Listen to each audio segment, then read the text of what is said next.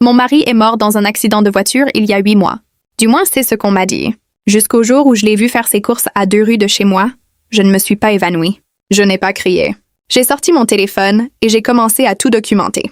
Ce qu'ils ont découvert ensuite a détruit des vies entières. Pas la mienne. Je m'appelle Marguerite Fontenot. J'ai 63 ans. Infirmière coordinatrice en chef pendant 28 ans dans un hôpital public de Grenoble. Une carrière construite sur la précision, l'observation, le détail. On m'a appris à ne jamais paniquer. On m'a appris à regarder avant d'agir. Ces 2 réflexes m'ont sauvé la vie. Pas au sens figuré, au sens littéral. Pendant 38 ans, j'ai été l'épouse de Bernard Fontenot, ingénieur en logistique maritime. Souvent absent, toujours respecté par ses collègues. Toujours bien habillé pour les dîners en famille. Toujours là pour les grandes occasions. Les petites, il les ratait. Je le savais. Je l'avais accepté. Bernard était ce que les gens appellent un bon père de famille de l'extérieur. De l'intérieur, c'était plus compliqué. Mais pendant 38 ans, j'avais cru à notre vie commune. J'avais cru à nos économies partagées. J'avais cru à notre retraite planifiée ensemble. J'avais cru à la tombe. Le 14 mars de l'année dernière, à 22h47, j'ai reçu un appel de la gendarmerie. Un accident sur la RN 85 à la sortie de Visil. Bernard roulait seul. Le véhicule avait quitté la route. L'impact était violent. Le corps, méconnaissable. Ce mot, méconnaissable. Je l'ai entendu et j'ai senti quelque chose se raidir en moi plutôt que de s'effondrer. Pas de l'incrédulité. Plutôt une alerte silencieuse, quelque part très profonde, que je n'ai pas écoutée. J'aurais dû. Notre fils Édouard, 41 ans, gérant associé de la société maritime de son père, est arrivé chez moi 1 heure plus tard. Il avait les yeux rouges. Il m'a tenu les mains. Il m'a dit que le corps était trop abîmé pour être vu, qu'il valait mieux ne pas, qu'il s'occupait de tout, qu'il fallait que je lui fasse confiance. Je lui ai fait confiance. Pendant 38 ans, j'avais fait confiance aux hommes de cette famille. Cette confiance m'a coûté plus que tout ce que j'aurais pu imaginer. L'enterrement a eu lieu 10 jours plus tard. Cercueil fermé. Édouard avait tout organisé. Le prêtre, les fleurs, le buffet après. Les collègues de Bernard sont venus. Les voisins aussi. Tout le monde me serrait l'épaule en disant qu'il était un homme bien. Je hochais la tête. Je remerciais. Je ne pleurais pas autant que les gens semblaient l'attendre. L'infirmière en moi, probablement. Ou autre chose. Quelque chose que je ne savais pas encore nommer. Les mois qui ont suivi ressemblaient à ce que le deuil est censé être. Silencieux, lent, fait de petits effondrements quotidiens. Le café du matin préparé pour 2 par réflexe. La place vide à table. Ces affaires dans l'armoire que je n'arrivais pas à toucher. Édouard appelait tous les dimanches. Il venait dîner 2 fois par mois. Il me demandait si j'avais besoin d'argent. Je disais non. Il insistait en disant que son père avait tout prévu, que les comptes étaient là, que je n'avais à m'inquiéter de rien. Je n'avais jamais géré les finances. Bernard s'en était toujours chargé. Je l'avais laissé faire. 38 ans de confiance aveugle dans un portefeuille dont je ne connaissais pas le fond. C'est cette ignorance qu'ils avaient compté. Il faisait froid ce matin-là, un mardi, 8 mois après l'enterrement. Je sortais de chez le médecin rue Ampère et je m'arrêtais dans la supérette du coin pour prendre du lait et du pain. Je me souviens exactement de l'éclairage. Ces néons blancs qui rendent tout le monde un peu fatigué. L'odeur de fromage et de désinfectant. Le son d'un caddie qui couine sur le carrelage mouillé. J'étais dans l'allée des produits laitiers. Je regardais les fromages sans vraiment les voir. Et j'ai entendu une voix, pas forte. Pas en m'appelant. Juste un commentaire murmuré à propos du prix du gruyère. Une voix grave, légèrement rauque, avec cette façon particulière de souffler par le nez quand quelque chose l'agaçait. 38 ans. 38 ans à entendre cette voix dans cette cuisine, dans ce couloir, dans ce lit. Ma main s'est arrêtée sur le rayon. Mon cœur s'est mis à battre différemment. Pas plus vite, juste différemment. Comme s'il reconnaissait quelque chose avant que mon cerveau ne lui en donne l'autorisation. Je me suis retournée lentement. Il était là, à 4 mètres. De dos d'abord. Les mêmes épaules larges, légèrement tombantes maintenant.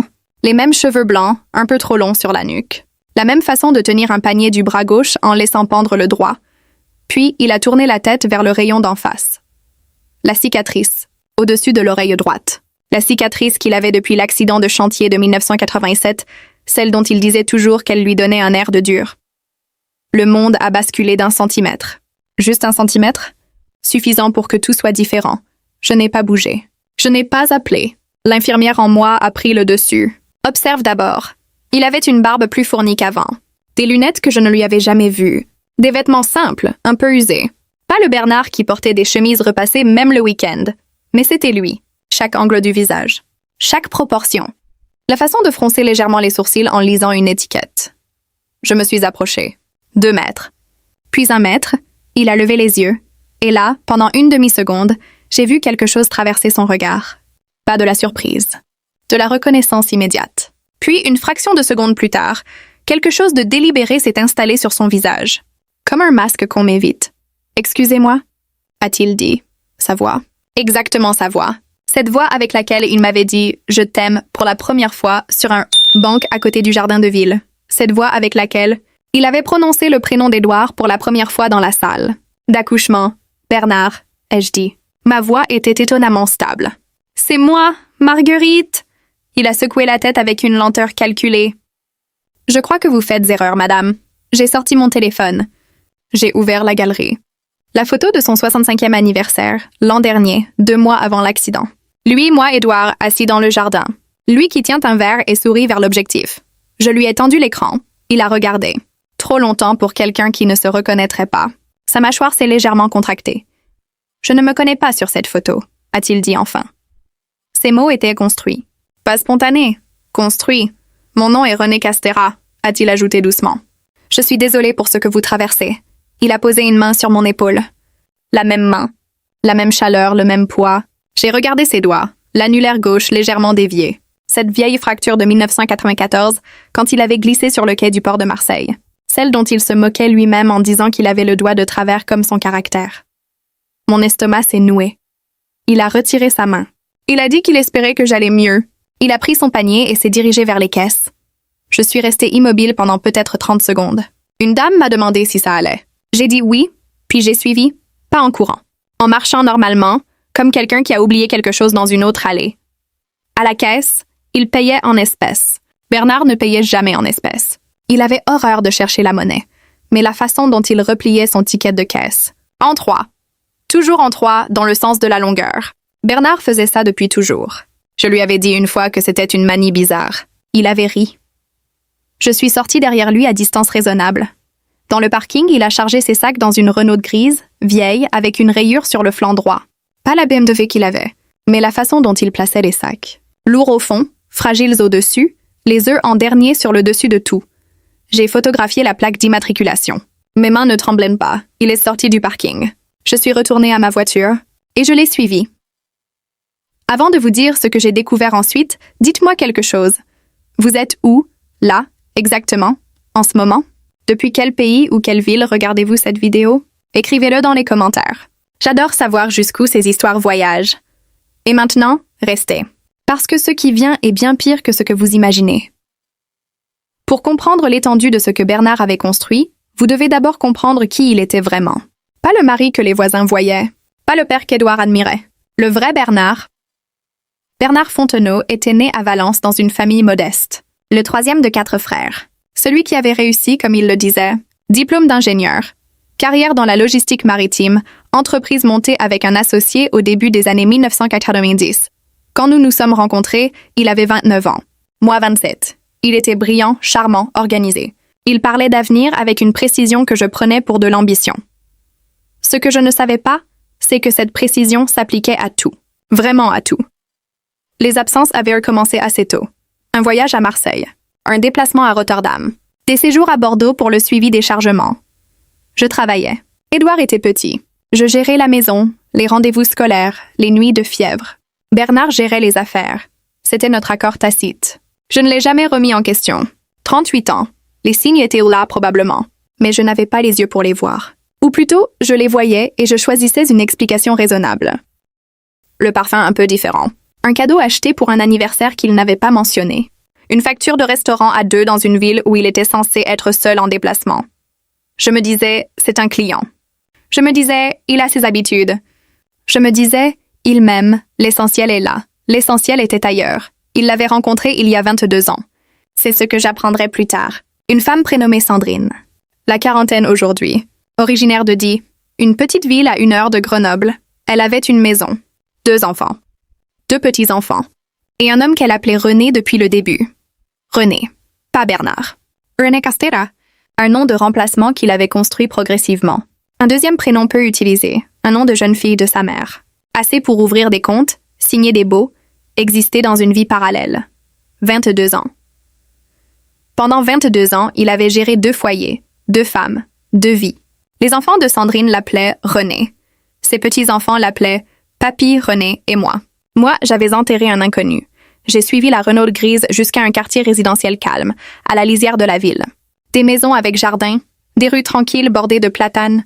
Il s'est garé devant une maison crème, volet blanc, une petite pergola sur le côté. Il est sorti avec ses sacs. La porte d'entrée s'est ouverte avant même qu'il ne touche la poignée.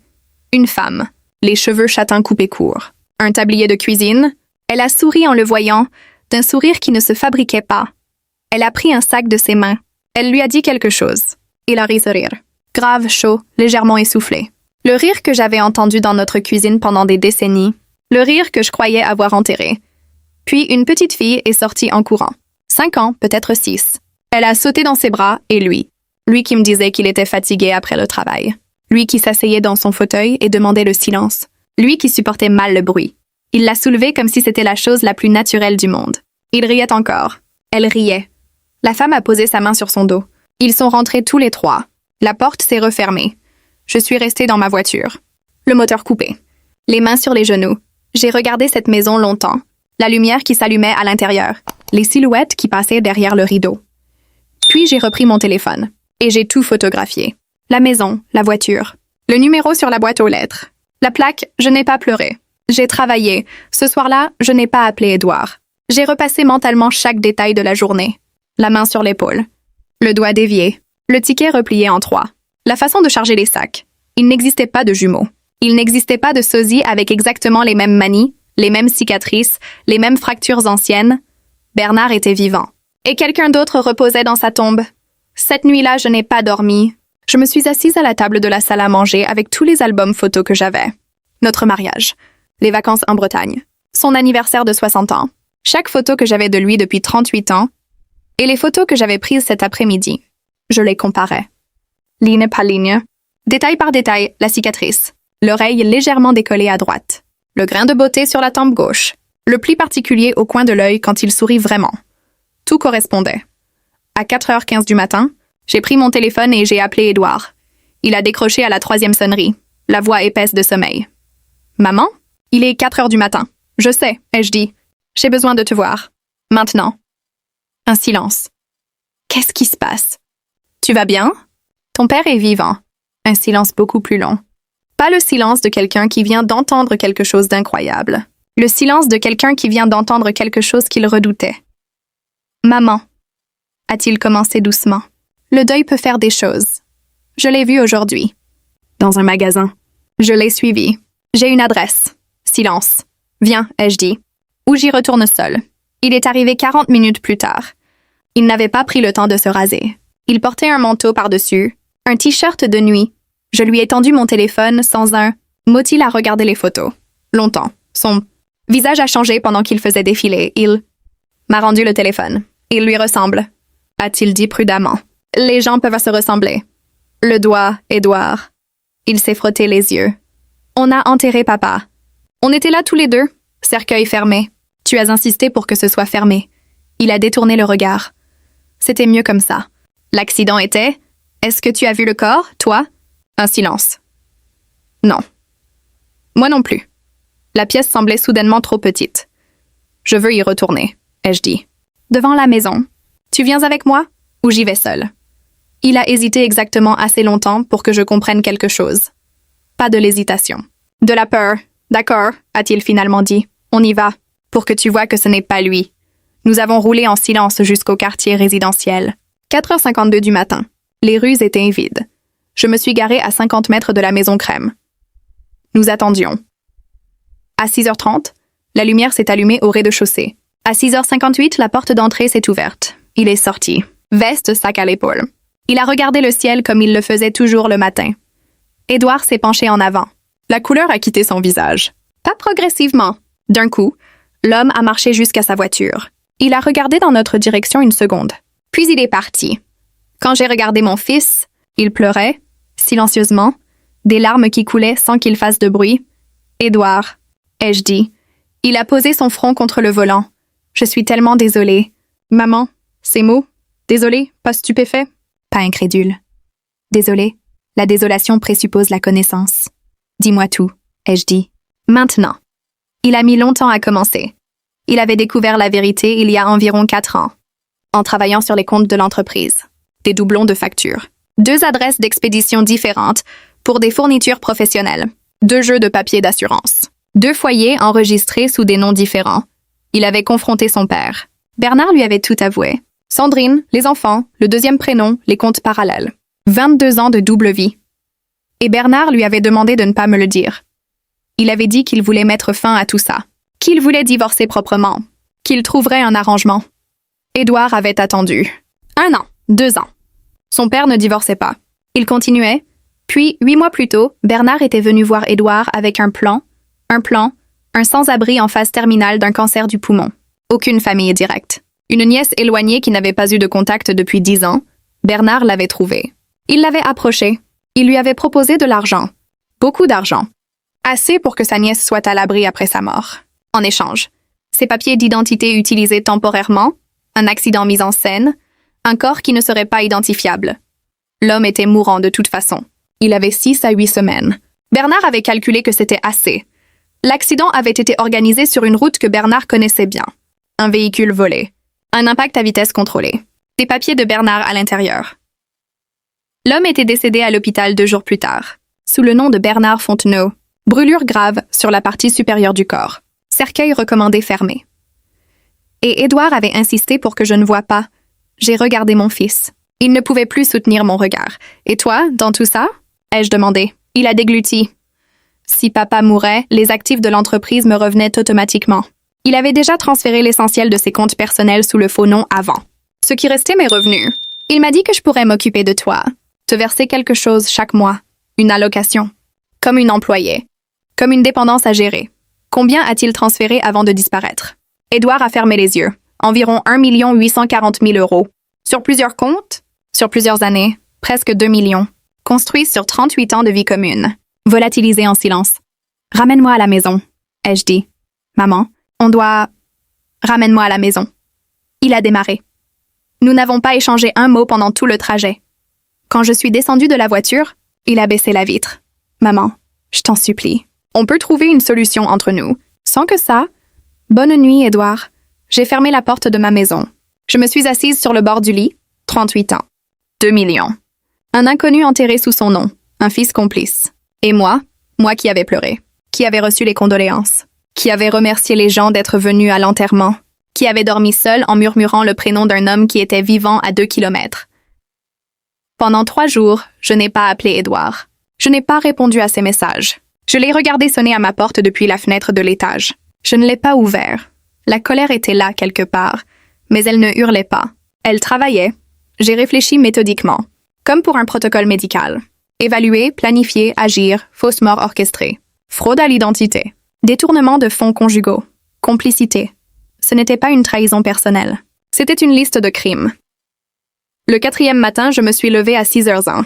J'ai pris une longue douche. Je me suis habillée avec soin. Tailleur anthracite, chaussures basses. Les vêtements que je portais quand je voulais être prise au sérieux. Je suis allée en ville. 4e étage, immeuble du 18 rue Félix Poula. Cabinet Renard & Associés. Droit pénal et droit des affaires. La juriste qui m'a reçue avait la quarantaine. Des lunettes fines. Elle écoutait sans m'interrompre.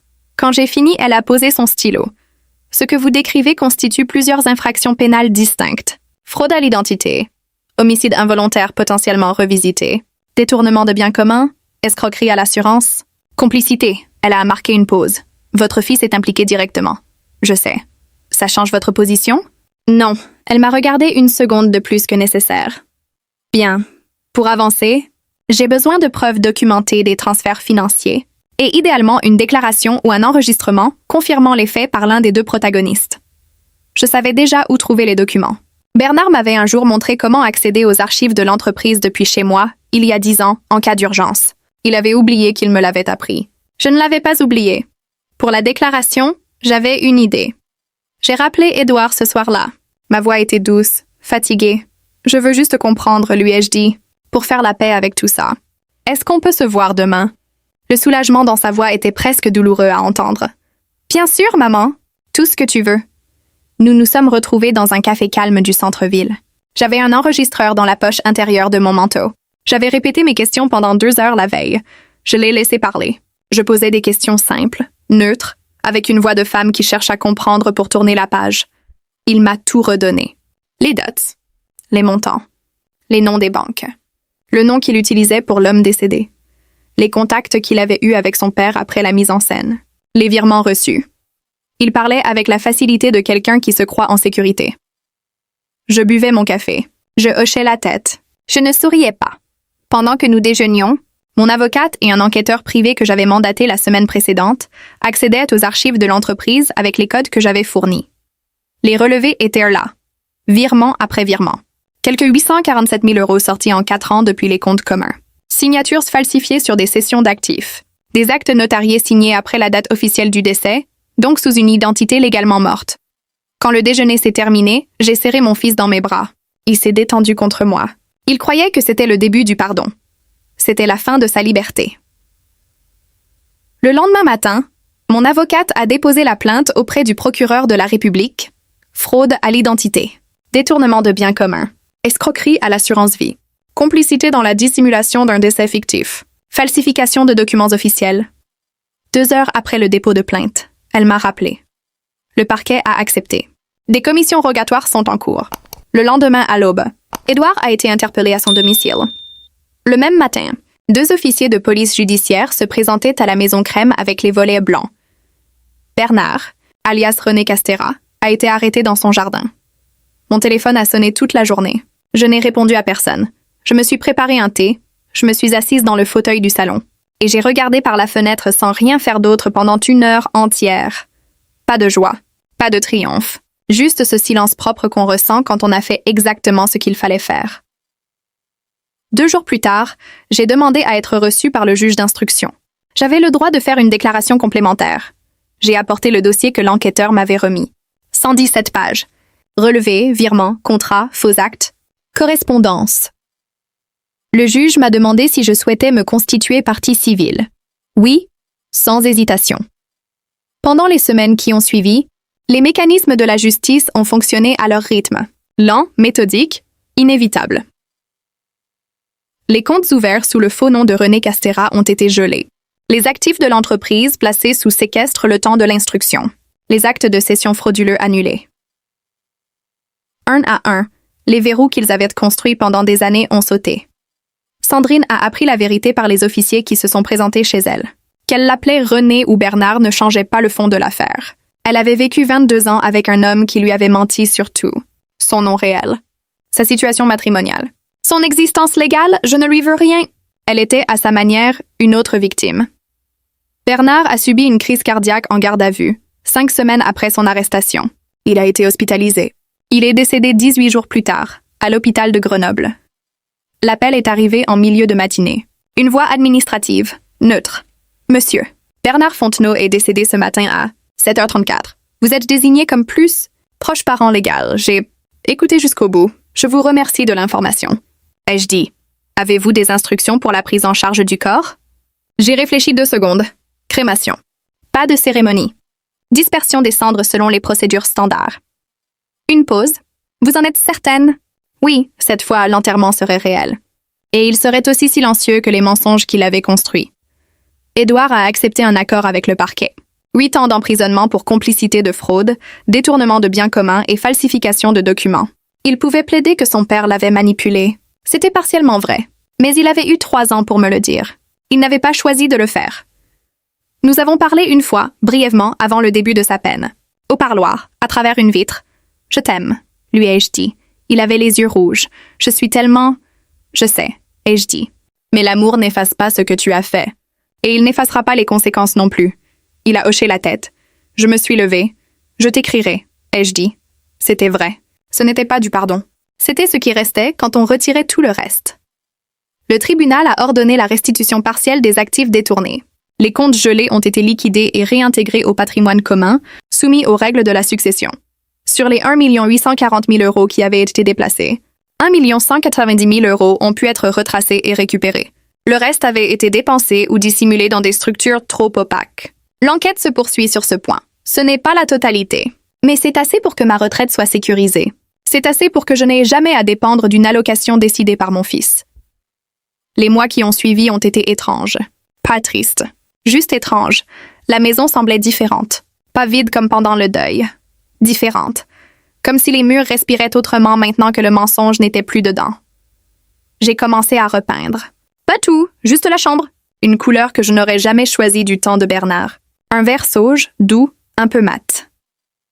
Mes collègues de l'hôpital m'ont organisé un dîner de soutien quand l'affaire a été rendue publique. Certains avaient été à l'enterrement.